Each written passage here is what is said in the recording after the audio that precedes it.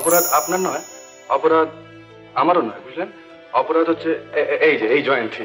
জীবনের পথ শেষ হয়ে গেছে, কিন্তু মহানায়ক আজও হৃদ মাঝারে প্রজন্ম থেকে প্রজন্মে বেঁচে আছেন তার অমর সৃষ্টিতে।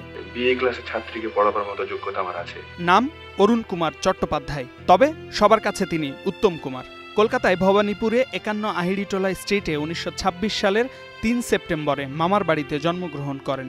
বাবা সাতকড়ি চট্টোপাধ্যায় এবং মা চপলা দেবী। বাবা ছিলেন কলকাতার মেট্রো সিনেমা হলের সাধারণ কর্মচারী।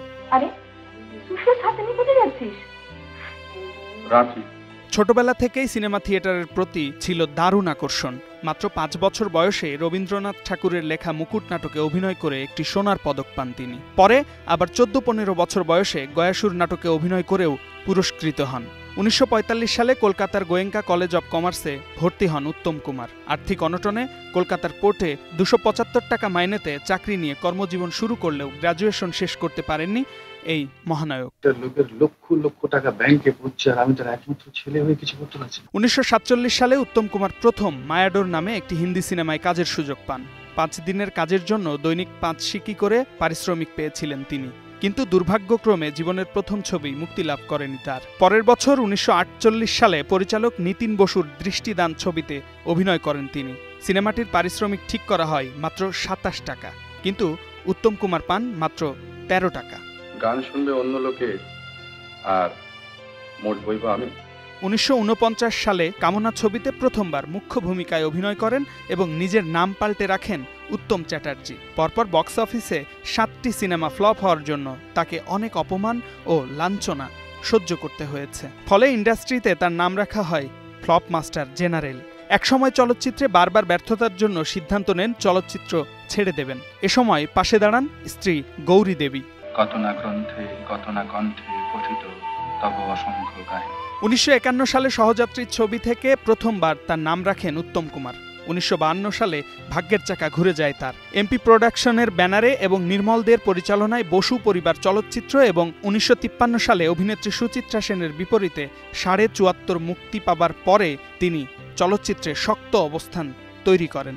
এই ছবির মাধ্যমে বাংলা চলচ্চিত্র জগতের সবচেয়ে জনপ্রিয় উত্তম সুচিত্রা জুটির সূত্রপাত হয়।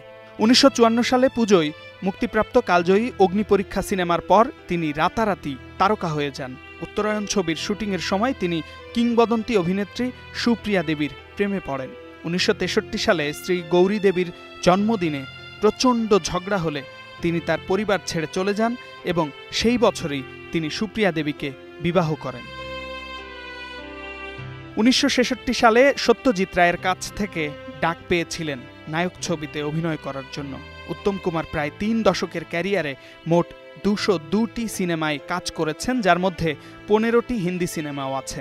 তার মুক্তিপ্রাপ্ত ছবিগুলোর মধ্যে রয়েছে অগ্নিপরীক্ষা, হারানো সুর, মরণের পরে, চাপাডাঙ্গার বউ, ঝিন্দের বন্দি, লাল পাথর, নায়ক, এন্টনি ফিরিঙ্গি ইত্যাদি।